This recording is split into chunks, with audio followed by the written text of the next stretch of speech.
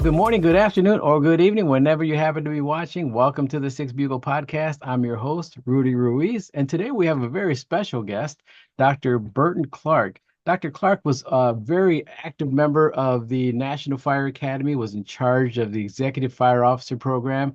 Now he's happily retired, but he's still very active in the fire service and very wanted to emphasize the importance of higher education and the value of the higher education and what that brings to the fire service, and doing a lot of great things. Has a scholarship fund for his wife and for to promote higher education to female firefighters, and he's still doing a lot of wonderful things. Doc, how are you? Rudy, thank you very much for letting me be here. I'm doing well. I appreciate the plug for Carolyn's scholarship. And yeah, sometimes people fear retiring.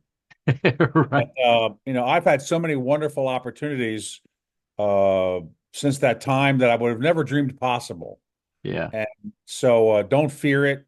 Uh, the important stuff will find you. That's what I'm Right. finding out in my life. The important That- stuff will find you even when you're not looking for it. So just be open to those kind of ideas. Even you asking me to join you on this particular program about understanding the role of the administrative assistant, what we used to call a secretary, Right. and how important that is. So I'm delighted to be here because they were so pivotal in my life throughout my career. Yes, yes, most definitely. And that's what a lot of fire chiefs realize, that they've always appreciated that, but and a lot of times they never really express that. And that's what we're trying to get. And more importantly, we want to let them know that there's a resource for them as well. Obviously, you have FDIC and IFC and all these other conferences that fire chiefs and officers can go to for professional development and for leadership, and more importantly, just to have a place to collaborate with others and get that networking involved. Well, they really didn't have anything for the administrative assistant, so that's what we provided. And we're now going into our fifth year. Wow, that's actually pretty something as far as we're concerned. And we're going strong. We're now in two locations. We're in Wisconsin and Ohio, and I just feel that it's really going to grow a lot more. Absolutely. Yeah, those that position has always been critical throughout history. Mhm.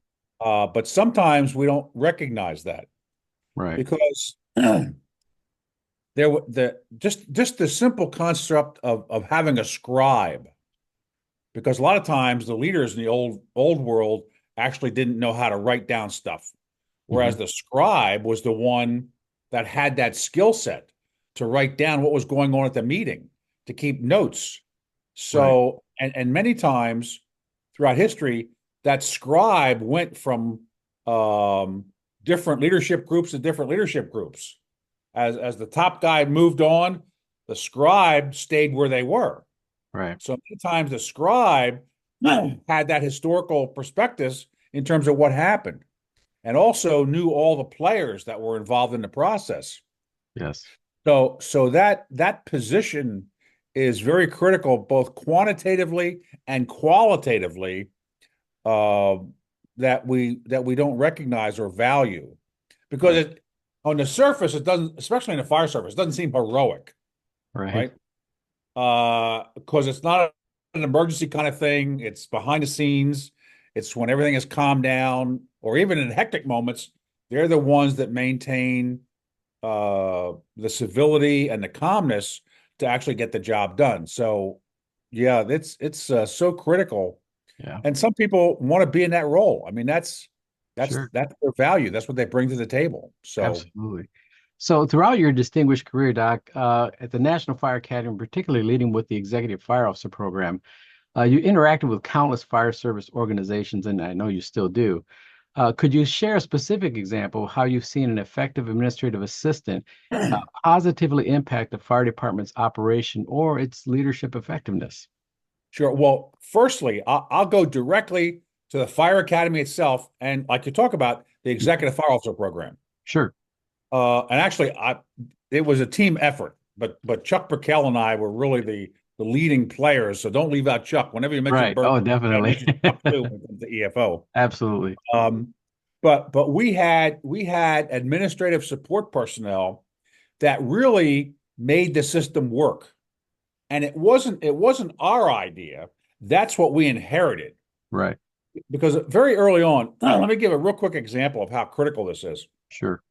When when Executive Development 3, which was the original EFO class, even before EFO, Mm.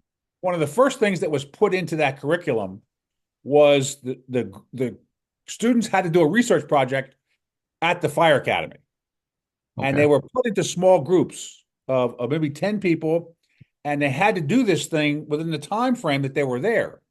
Hmm. So we're talking the early 80s, and this is before laptops and stuff.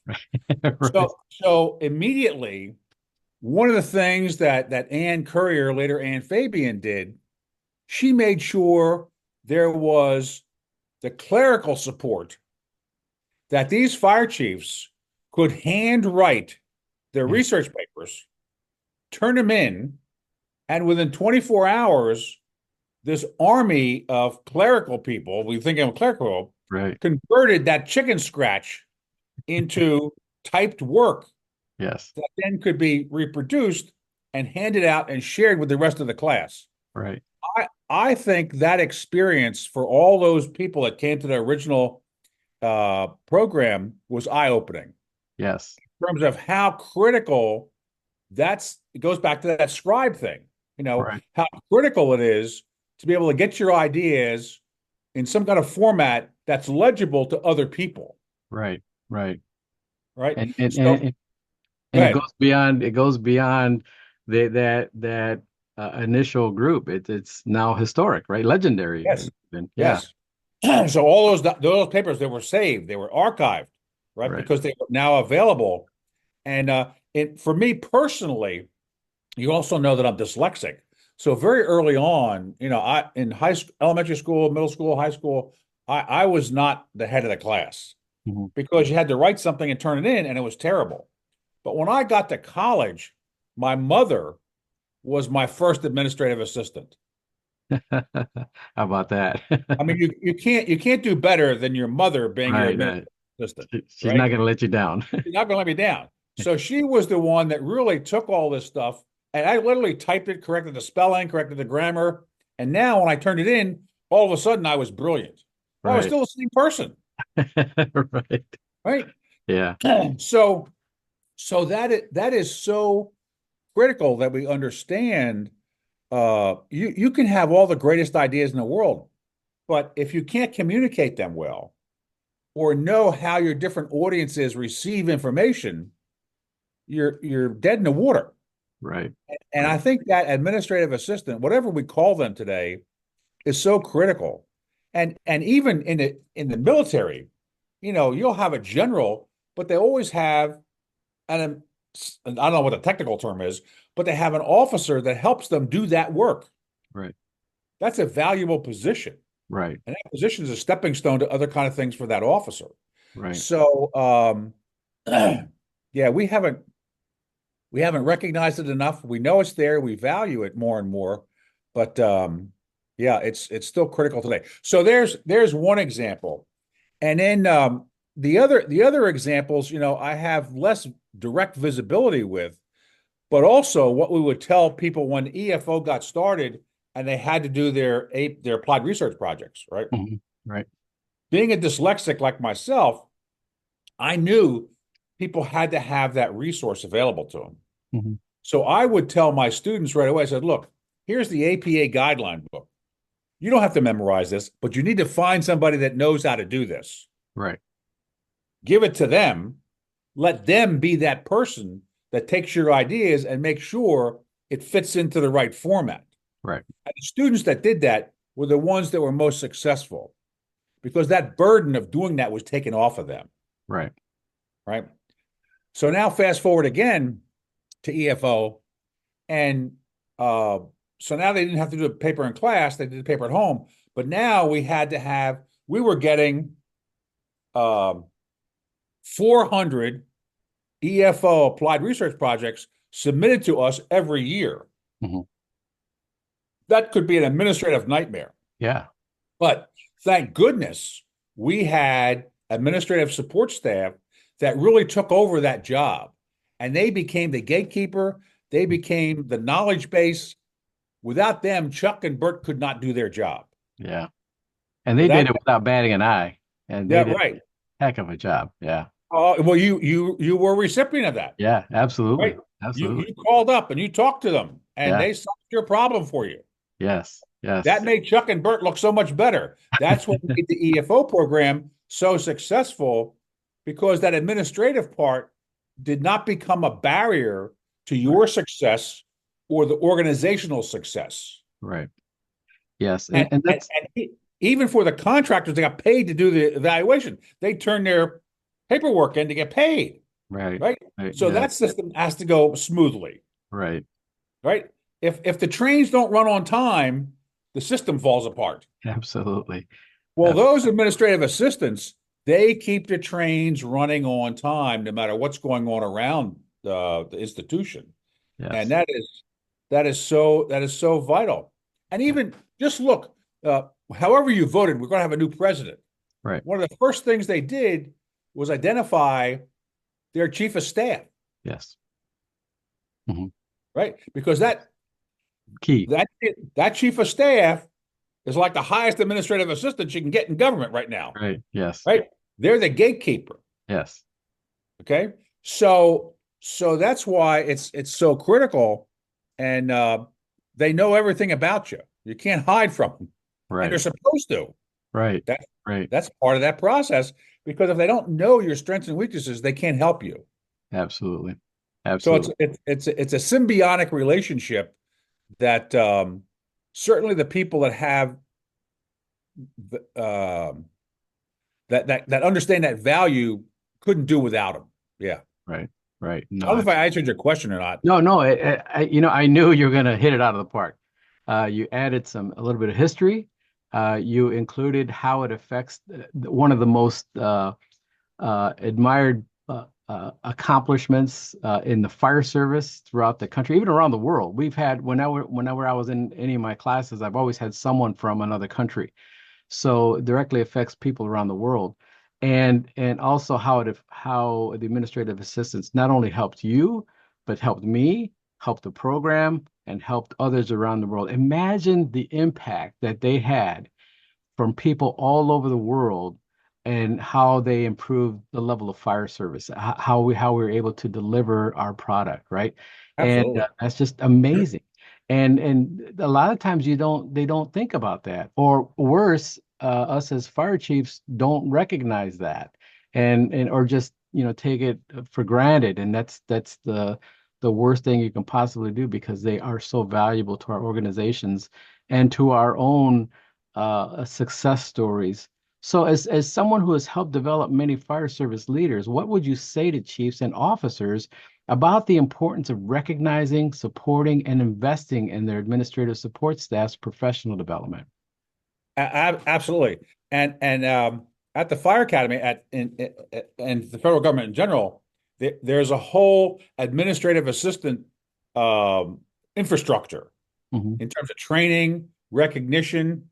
And Chuck and I made sure that whenever we got some kind of recognition, we made sure the administrative staff were part of that. Good. We relied on them so much. Right. People look to us because we're the face of it. Right.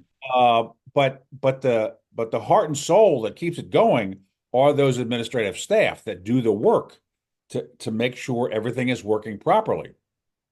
Also, at the Fire Academy, especially in my program, which was the management science curriculum, I actually encouraged chiefs to send their staffs to my curriculum, Hmm. because it was about written communications, oral communications, interpersonal group dynamics, team building, organizational skills in terms of making sure all the paperwork is done right. So I had a lot of administrative staff type people Hmm. attend the fire academy. Right. So I don't know if that's still available, but those are the kinds of things that can be done. And actually, one of the most significant contributions I think I made, um, not only for the fire service, but then also larger emergency management. When I worked Katrina and Rita for 10 months, right? Hmm. I was on the ground. I was in the FEMA headquarters. So I had this very broad, deep uh, experience with it. What I discovered was when there was a problem, it was mostly an administrative problem. Hmm. People didn't understand the paperwork that was needed to ensure that communities and individuals got reimbursed Right. under the Stafford Act. Right. Right.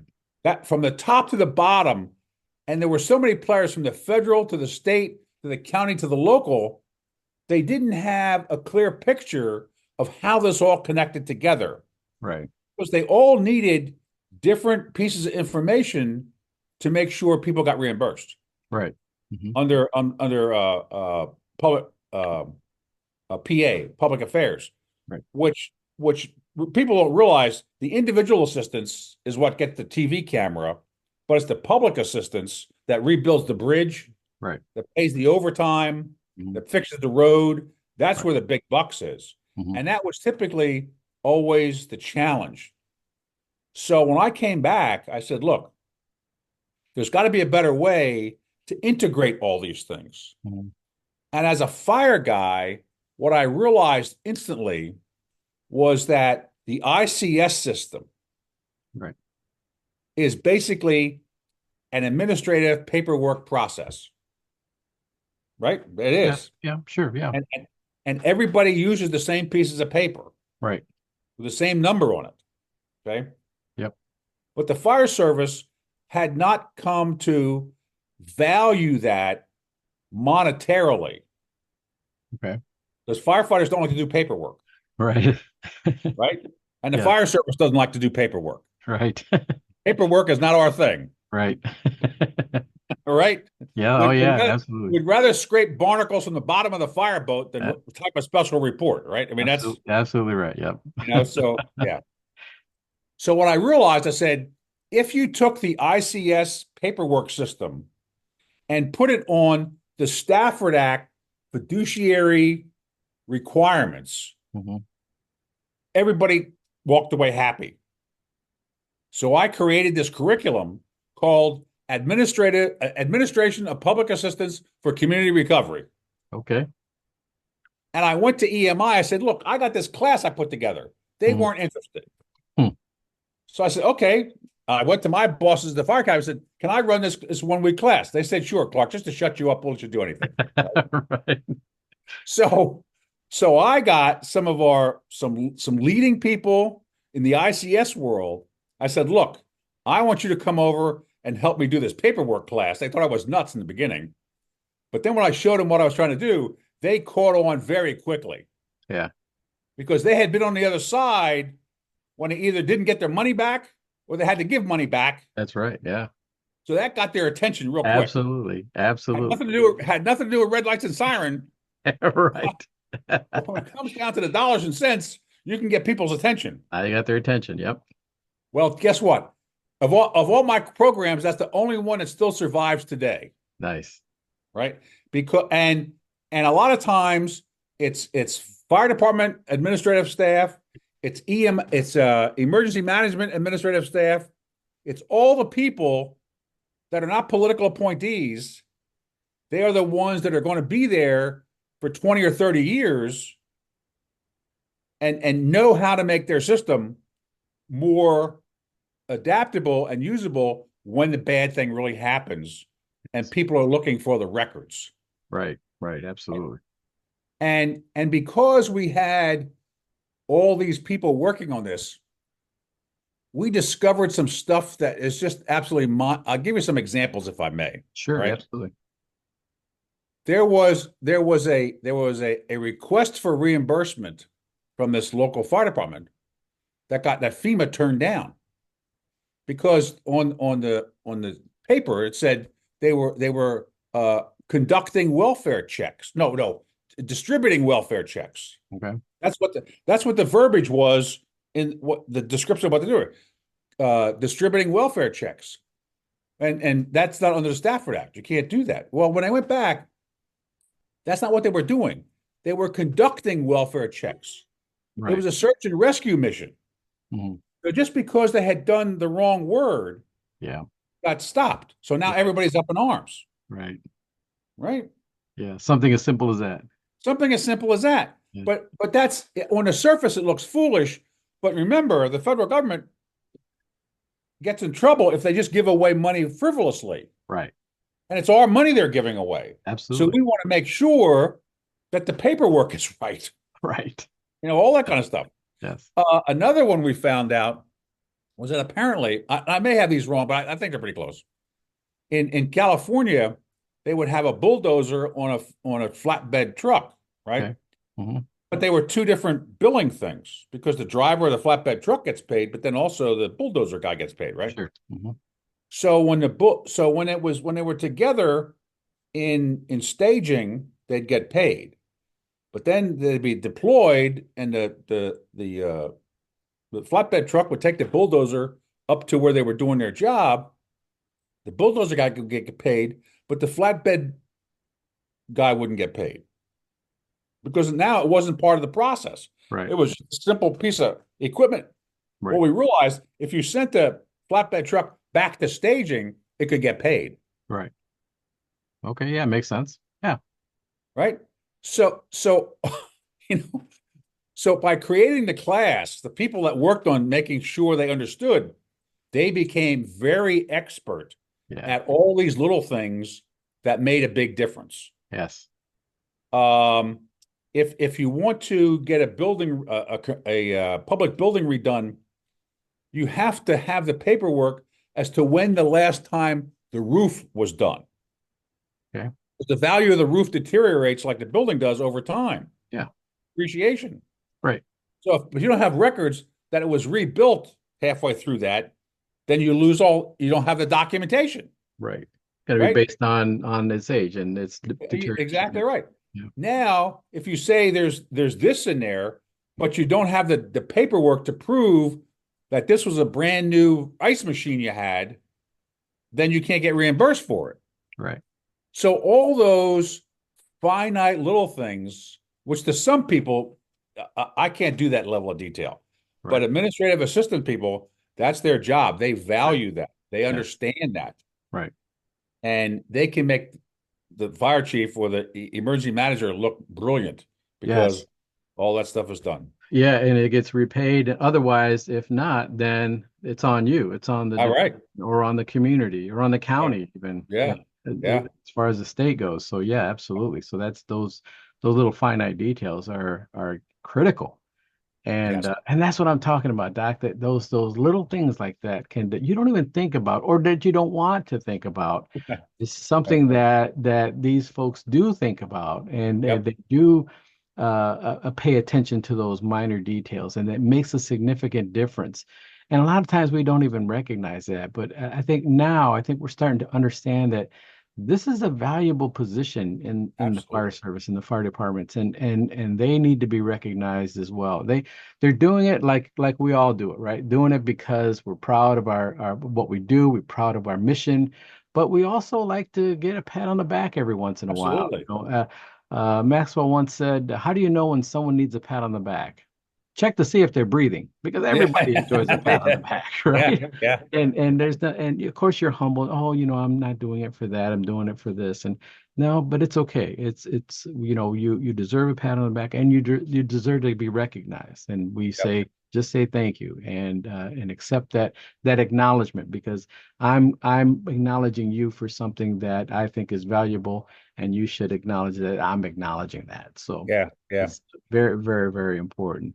Well, Well, I knew you're gonna bring it today, Doc. I knew you were going to add some wisdom to our program here, and I've always loved you. You've always you made a huge impact in my life and in my career, very kind. and that's why I've always said, hey, whenever you need anything, feel free to reach out, and I will let people know about the scholarship fund and how Oh, they great. can donate.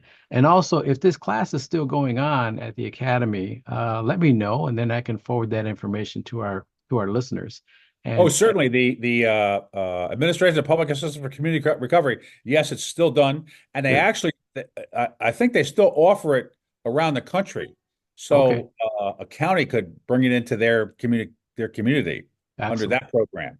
Excellent. So that way they don't have to send people away for a week or something like that. So there's Right. all kind of ways of doing it. And like I said, it's one of the it's not sexy, but it's certainly valuable when you got to do that paperwork. Yeah. Yes, absolutely. And we're all about that. We're all about adding our own skill set, our own piece to the puzzle, and making sure that that puzzle is complete, so that we ultimately can serve the communities that we live in. Well, thank you very much for your time, Doc. I certainly do appreciate it, and I know you and I will keep in touch. And and Chuck Burkell's doing fantastic things over at in Gettysburg as a guide, tour guide. Oh yeah. I had the pleasure of having him as one of my tour guides the last time I was there, and he does a fantastic job. So if you get a Yeah. chance to go out there, do that. He is a wealth of knowledge, and he's always been passionate about Gettysburg and the history of our leaders and how the leaders that were in that very particular war can impact your leadership abilities and what it means to you. And still to this day, and not talking about the big generals either, talking about the little guys that made a difference in that outcome. So I certainly do want to acknowledge that. Well, thanks again, Doc. I do appreciate your time here on the Sixth Bugle, and we'll definitely keep in touch. All right. Super. Thanks, Rudy. Thanks. You bet. I appreciate it. And to all our listeners out there, thank you very much for listening to the Sixth Bugle podcast, and take care of each other. We'll see you next time.